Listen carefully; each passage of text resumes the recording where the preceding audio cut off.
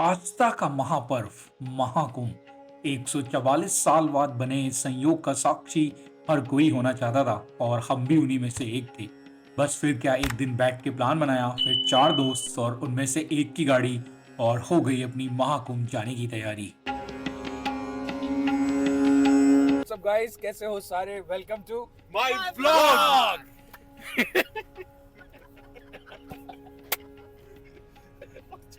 और गाइस एक क्लिप बनाने के लिए हमें बहुत बार प्रैक्टिस करनी पड़ी, फिर भी सही नहीं है भाई। हम नहाने जा रहे हैं, हम लोग जा रहे हैं, धोने जा रहे हैं। जो पाप के उनको धोने जा रहे हैं।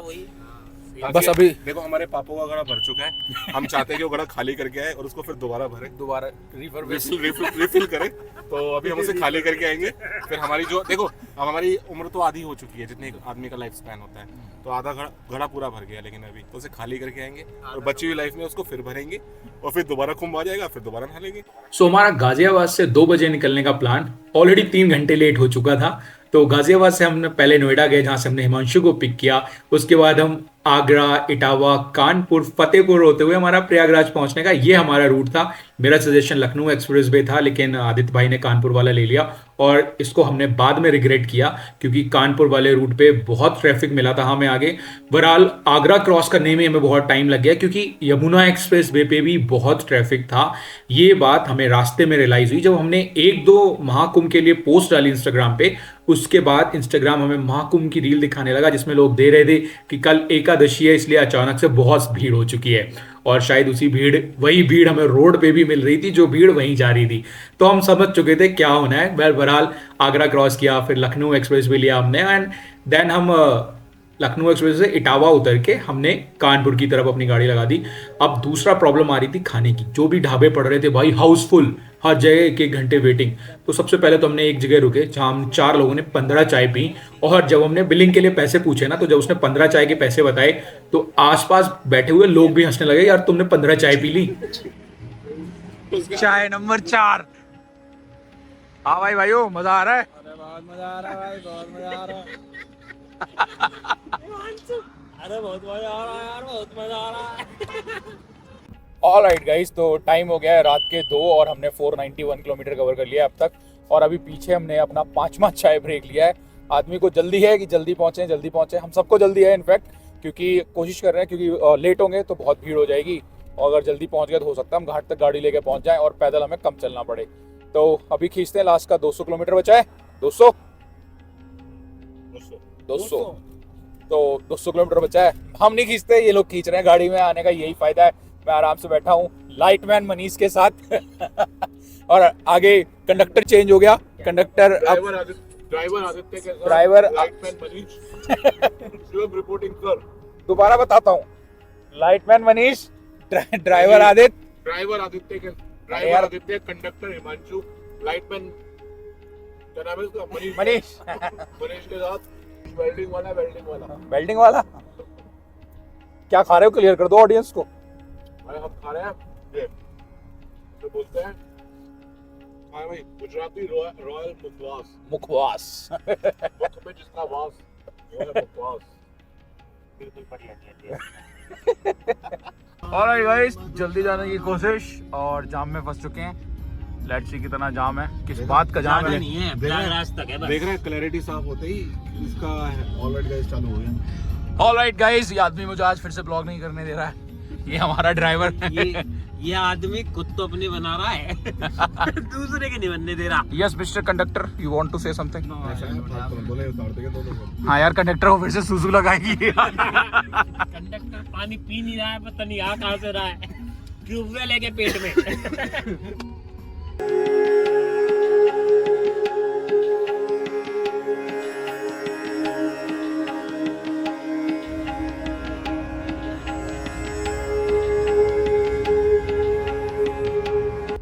ऑलराइट गाइस, सुबह के 7 बज चुके हैं और अब अभी तक भी हम प्रयागराज नहीं पहुंचे भाई। हालत ख़राब हो गई गाड़ी में बैठे बैठे। बहुत ट्रैफिक है रोड पे, बहुत ज़्यादा ट्रैफिक कंजक्शन है। अभी भी कहीं गांव की तरफ से हमें लेके जा रहा है क्योंकि मेन हाईवे पे काफ़ी ज़्यादा जाम लगा हुआ है। तो अभी भी हम 50 किलोमीटर दूर है। हमने अरेल घाट लगाया ना, अरेल घाट लगाया हुआ है। संगम तो हमें लग नहीं रहा हम पहुँचेंगे भी, इसलिए हमने पहले ही अरेल घाट लगाया हुआ है। और अभी गाँव के रास्ते में भी जाम लग गया। इतनी सारी गाड़ियों को उसने एक ही रास्ता दिखा दिया है। आगे यहाँ भी जाम लगा हुआ है। एक तो भाई 2-4 गधे आ जाते हैं, जैसे ही गाड़ी वाला निकल के गया, आई होप हमारे कैमरे में आया होगा, ये ज़्यादा जाम लगाते हैं। सिंगल लेन रोड है, बिल्कुल पतला सा गाँव का, उसमें भी वकैती चढ़ी हुई है उसको। ऑलराइट गाइस, टाइम हो गया 8:30 और अभी भी हम प्रयागराज से 24 किलोमीटर दूर हैं। एज यू कैन सी पूरा भाई जाम लगा हुआ है चारों तरफ, क्योंकि 24 किलोमीटर पहले ही रास्ता बंद कर दिया है। अब यहीं से पार्किंग बना रखी है, पार्क करो, रिक्शा करो और पैदल जाओ। एक बाईपास का रास्ता दिखा रहा है, देखते हैं अगर हम उस पर जा पाते हैं तो। अपने भाई 24 किलोमीटर पैदल। ऑलराइट गाइस, तो टाइम हो गया 9:30 और हम लोग पहुंच गए प्रयागराज के बॉर्डर पे अंदर। यहाँ से संगम जो है वो 20 किलोमीटर है और यहाँ से आगे गाड़ियाँ अलाउड नहीं है। भाई बहुत सारी फर्जी रील्स चल रही हैं इंस्टाग्राम पे, वो सब देख के मत आओ। कोई ट्रस्टेड सोर्स देखो अपना और उसी पे बिलीव करो। 20 किलोमीटर पहले ही रोक दिया है हमें, यहाँ पे सारी गाड़ियाँ पार्क हैं भाई। अब यहाँ से देखते हैं, ये चौराहा है, ये हमारा आदमी है, ये चौराहा नहीं है। इस साइड हो जाओ, चौराहा दिखाने दो। अरे वो हमारी औरत अरे आदमी इन द सेंस हमारा ही बंदा है। पानी वानी मत फेंको यार, बहुत जरूरत करने वाली है, क्योंकि 20 किलोमीटर कुछ नहीं मिला तो हमें पैदल चलना पड़ेगा। भाई अपनी पद यात्रा शुरू हो गई है। हाँ भाई, तैयार हो 20 किलोमीटर के लिए? मनीष तो कर लेगा।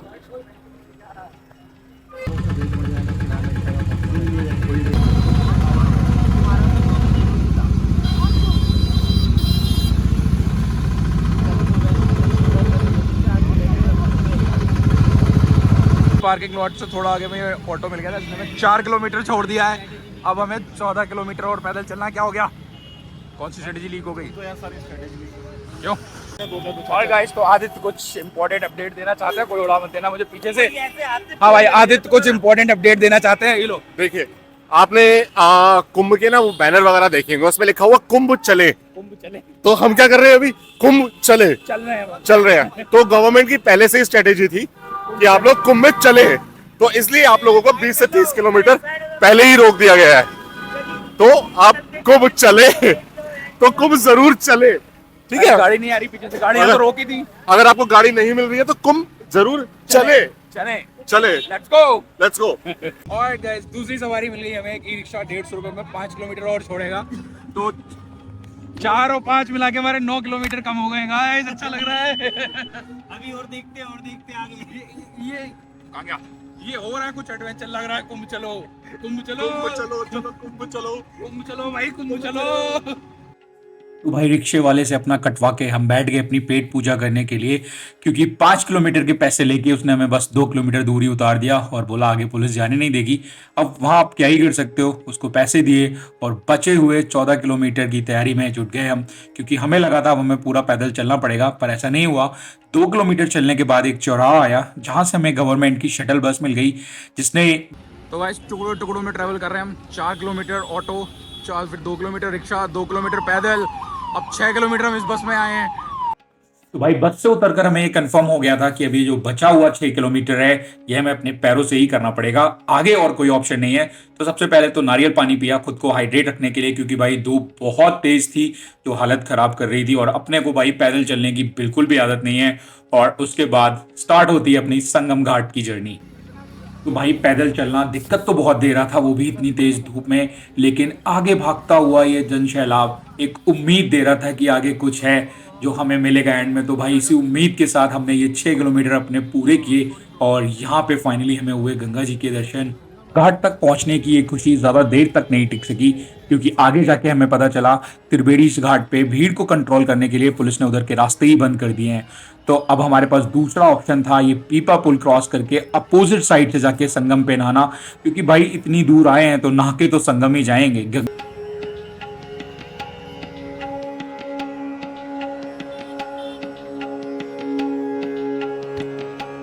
सब सुबह 9:30 बजे स्टार्ट किए थे, 2:44 हो गए और चलते चलते हालत खराब हुई, लेकिन फाइनली भाई संगम पहुंच गए। सारे रास्ते बंद कर रखे हैं भीड़ को कंट्रोल करने के लिए, ताकि संगम पे ज़्यादा भीड़ ना हो। तो भाई बहुत ज़्यादा चलना पड़ा, मतलब डबल ऑलमोस्ट डिस्टेंस हमें कवर करनी पड़ी। अब थोड़ा पैरों को रिलैक्स देते हैं।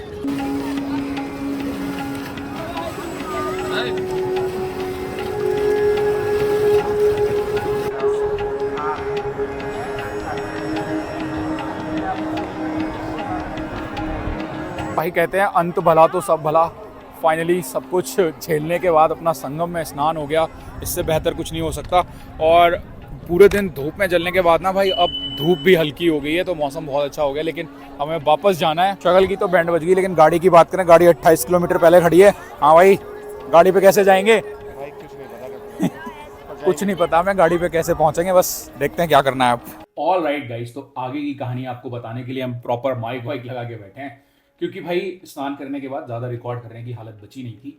और जो टेंशन थी ना कि हमें 28 किलोमीटर वापस जाना है, वो और ज़्यादा हावी हो रही थी। और ऊपर से मेरे साथ एक प्रॉब्लम होगी, मेरा क्या हुआ, पैर मुड़ गया यार। क्योंकि हमने क्या किया, अपने शूज़ गाड़ी में उतार दिए और मैंने चप्पल पहन ली, मैंने और मनीष। हम दोनों की ना ज़्यादा हालत इसीलिए ख़राब हुई। आदित्य और हिमांशु ने शूज़ पहने हुए थे, हमने चप्पल पहन ली। हमने सोचा यार घाट पे स्नान में आसानी रहेगी अगर चप्पल पहन के जाएंगे। और भाई चप्पल में आप समझ सकते हो ट्रैक करने में पैर पे क्या ही इंपैक्ट पड़ रहा था, एकदम फ्लैट फुट आ रहा था। तो उससे क्या हुआ, मेरे लेफ्ट पैर का बीच के जो सेंटर वाली मसल्स थी ना, ये खिंच गई। अब मेरा पैर पूरा फ्लैट जमीन पे नहीं आ रहा था। अब या तो मैं ऐसे रख रहा या फिर ऐसे रख रहा, ऐसे करके मुझे चल के गया, पहुंच तो गया था मैं सही सलामत। जब मैं वहां बैठा ना, देन दर्द फील होने लगा। फिर स्नान किया और उतनी देर में पैर का दर्द और भयंकर हो गया। हमारे पास गर्म पट्टी थी, वो लगाई तो वो और ज्यादा खिंच गया, बिल्कुल नहीं चला जा रहा था। फिर वो पट्टी खोल दी और हमने कहा चलो चलना तो है ही, बाहर तो अब आना ही है, जहाँ गाड़ी खड़ी वहां तो पहुंचना ही है, क्योंकि वहां तो नहीं रुक सकते जहाँ पे हैं। तो जैसे तैसे, क्योंकि और डिस्टेंस भी हमारी बहुत ज़्यादा, क्योंकि हम त्रिवेणी घाट के अपोजिट साइड थे। त्रिवेणी घाट का क्या हुआ था, त्रिवेणी घाट के लिए रास्ता ही बंद कर रखा था इधर से, क्योंकि भीड़ बहुत ज़्यादा हो गई, तो बहुत ज़्यादा ना हो जाए क्राउड, इसलिए बाकी लोगों को फिर जाने नहीं दे रहे थे। तो हम क्या हुआ, हम गंगा का पुल क्रॉस करके राइट हैंड साइड जाके फिर हमने संगम के अपोजिट नहाया था जाके। हमने सोचा अब यहाँ तक आए हैं यार, तो गंगा जी के घाट या यमुना जी के घाट पे नहाने से बेहतर है कि संगम के घाट पे ही नहाओ, किधर भी नहा लो, संगम तो संगम है। तो फिर हमने वहां पे नहाया। अब वहां से वापस आते आते थोड़ी दूर चले, सबसे पहले हमने एक सोडा ब्रेक लिया, लेमन सोडा वगैरह पिया। फिर हमने जैसे तैसे वो पुल क्रॉस करके आए, 13 नंबर पुल हमने क्रॉस किया था उस दिन। 13 नंबर पुल क्रॉस करके आए, देन हमने एक चाय ब्रेक लिया, वहाँ थोड़ी देर बैठे। और वहाँ चाय वाले ने हमें बताया कि ऊपर से ये जो हाईवे वाला फ्लाईओवर जा रहा है ना, तो ब्रिज जा रहा है, सॉरी, तो उन्होंने कहा इस ब्रिज पे जाओ ऊपर, वहाँ से जो मोदी जी ने शटल चला रखी है वो मिल जाएगी। अब यार हम बहुत खुश हुए, चलो कुछ तो मिलेगा।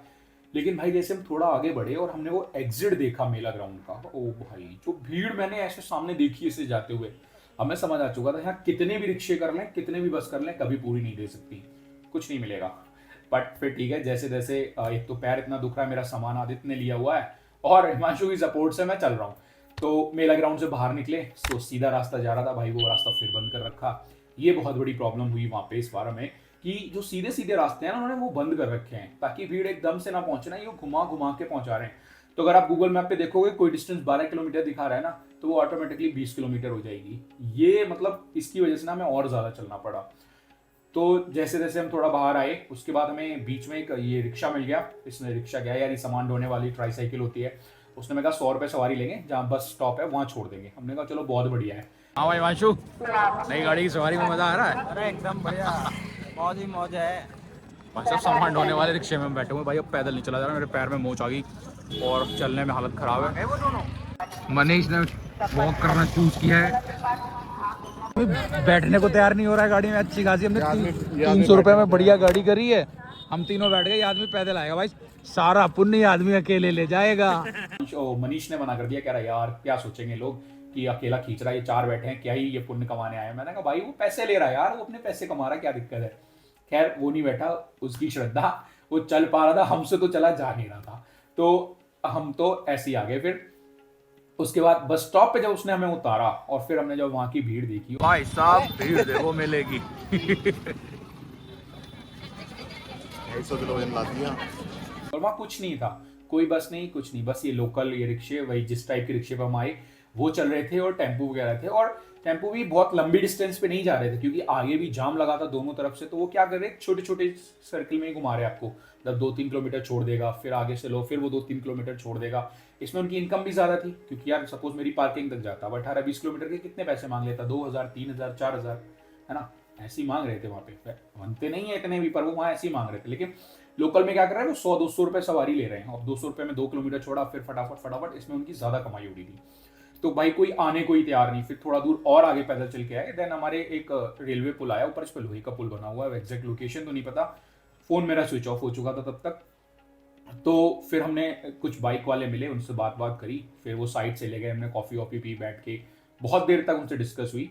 5,000 रुपये मांग रहे थे, फिर वो 2,500 पे रेडी हुए। हमें 4 लोगों को 2 बाइक, जिसमें एक स्कूटी थी एक स्प्लेंडर। फिर वो हमें वहाँ से लेके आए और रेडी हो गए। और भाई शुक्र करो उन लोगों को गलियाँ पता है अंदर की, वरना भाई मेन हाईवे जो है वो पूरा जाम था दोनों तरफ से, आप कहीं नहीं जा सकते। क्योंकि ना कुछ लोग बहुत होशियार होते हैं। अब प्रयागराज जाने तरफ, संगम घाट की तरफ भी जाने का रास्ता पूरा जाम था, तो लोग क्या कर रहे थे, रॉन्ग साइड आ जा रहे थे, और जो रॉन्ग साइड आए उन्होंने दोनों लेन जाम कर दी, सत्यानाश कर दिया उन्होंने पूरे ट्रैफिक का। भाई ऐसे गधों से ना मतलब बहुत ज्यादा दिक्कत होती है और बड़ा गुस्सा आता है ऐसे गधों पे ना। तो बट कर क्या सकते हैं, उन्हें जिन्हें खुद समझ नहीं आया इस उम्र तक, अब उन्हें समझाने का कोई फायदा नहीं है। तो अंदर की गलियों से जैसे तैसे उन्होंने हमें वहां पहुंचाया। 4:30 बजे हम अपने घाट से निकले थे, 4 या 4:30, और पार्किंग तक पहुंचते पहुंचते हमें 11 बज गया। तो ये 28-30 किलोमीटर मेरी लाइफ का सबसे लंबा 28-30 किलोमीटर था अब तक का। राइट गाइस, तो टाइम हो गया रात के 10:30 और भाई हमें करीब 7:30 के आसपास ये बाइक मिली थी। 3 घंटा लग गया हमें 19 किलोमीटर कवर करने में। ये है हमारी पार्किंग। हमें बमरौली में ही रोक दिया था। दिन में भाई यहीं पे बैरिकेडिंग लगा दी थी, आगे नहीं जाने दे रहे थे। नाइट में आगे जाने दे रहे हैं, नेहरू पार्क है वहाँ पार्किंग कराना है। संगम तक तो जाने ही नहीं दे रहे, संगम तक तो नहीं पहुंचेंगे भाई। और तो पहुंचने का ऐसा मतलब 4-5 घंटे 4-5 घंटे जाने नहीं दे रहे। यहाँ इसी पार्क हाँ। में यार 21। तो बहुत पैदल चलना पड़े। हमारे बंदों की बड़ी हालत खराब हुई, सबकी, मेरी तो खुद ही बड़ी हालत खराब है। इतना टाइम लगा हमें कवर करने का। पार्किंग से गाड़ी उठाई क्योंकि आसपास कोई होटल नहीं मिल रहा, कुछ नहीं मिल रहा। हमने, अब आदित्य का प्लान था बनारस चलने का, हमारे पैर की हालत खराब, मैं मना कर रहा। लेकिन आगे क्या हुआ ये पता चलेगा आपको अगले ब्लॉग में। बनारस हम गए थे, बनारस की कहानी आपको अगले ब्लॉग में बताएंगे। तो आई होप आपको ये ब्लॉग पसंद आया होगा। वीडियो अच्छी लगी हो तो लाइक जरूर करना, चैनल अगर अब तक सब्सक्राइब नहीं किया सब्सक्राइब कर लेना। मिलते हैं ऐसे किसी एक नेक्स्ट ब्लॉग में। Till then bye bye, take care, जय गंगा मैया।